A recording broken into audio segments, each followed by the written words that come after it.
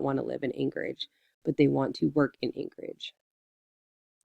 The Department of Interior, Bureau of Land Management, I put this on here is because this is a huge a huge department that manages a lot of the tourism areas, like ATVing, a lot of the parks that people go into to see animals that we have. Our refuges are monitored and taken care of by this department.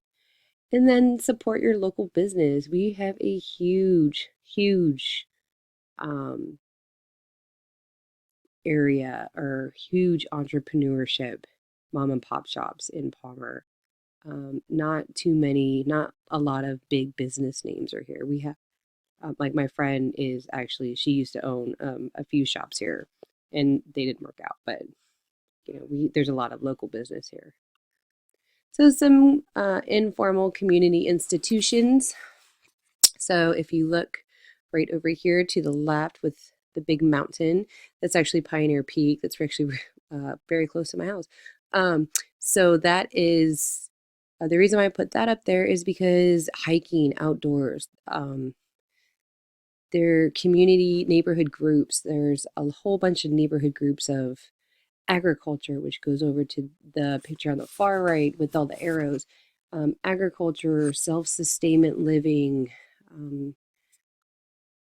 growing animals, gardening, domestication, just anything you can think of when it comes to living a self-sufficient lifestyle is huge here for Palmer because that's what people do.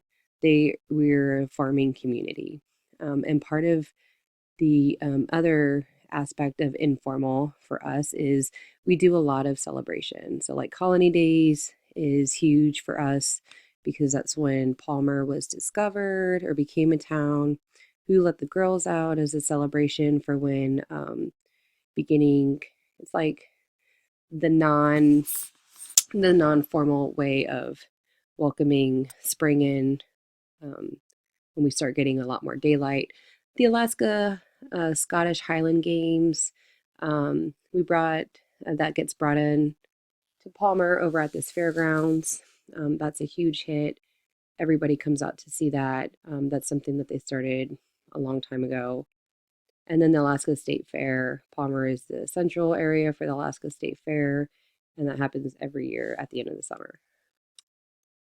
So where is Palmer in Alaska? Well, if you look to the left, it's about a good 45-minute drive away from Anchorage. And over to the right, the big yellow area on the top right picture, that big yellow area is considered to be part of Palmer. I mean, it goes all the way down.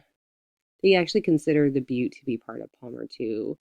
It's like the Butte is considered to be part of the Palmer area or the outskirts of Palmer. Um, so, but this is where Palmer is. My community is in Alaska. So going to the assessment of, is my community a good community? Well, going to safety. Earthquakes happen. We get flooding along the Matanuska River. For that, we get FEMA support because that does happen. As you can tell by the picture, we do have volcanoes in the Aleutians, and we do get some of that volcanic ash when they do erupt. We do have some community hazards, but they're minimal. We do get air quality questionable sometimes because of the possibility of fire dangers. Because of where we're located, we're located in a bowl surrounded by mountains. So if anything comes into the mountain area, the air, it'll sit in the air for a while. So air quality is depending on what's going on. Property crime and theft is increasing as well as DUIs, and there's also currently an increase in drug addiction and trafficking. Goods and services. We do have access to goods and services. We do have the option to commute for better options to either Wasilla, which is a neighboring town, or Anchorage, which is the biggest city in the state of Alaska. Looking at relationships that bind citizens together. We do have a small community where everyone knows everyone. We respect our neighbors. Most crimes happen in neighborhoods where you don't even know the person that is committing the crime. So, we respect thy neighbor and we help out. We help each other out. Commonality of values and goals, pretty much. We all have the same value and goal, peace and freedom. We all just want to be left alone. The whole person principle, everyone is open to meet new people. We're not afraid to help others when they're needed, if people need help. We have like our own little Facebook page close to where I live. So if people need help, they will ask for it.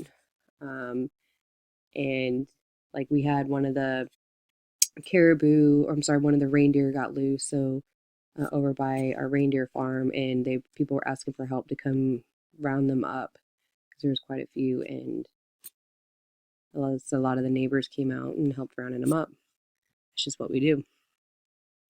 Everybody matters. Predictability, everyone's familiar with what occurs around what time of the year, what the neighbors are doing, and what events occur in the community at what time. So we know that around April, May, breakup happens. So the roads are going to be bad during this time. We know that at this time is when everybody's going to start planning, and this is when chicken season occurs, and this is when everybody's going to start picking for their animals for 4-H, and so everybody has a predictable array area that we all know what's going to happen. Oops, wrong way. So oops, go back. Sorry.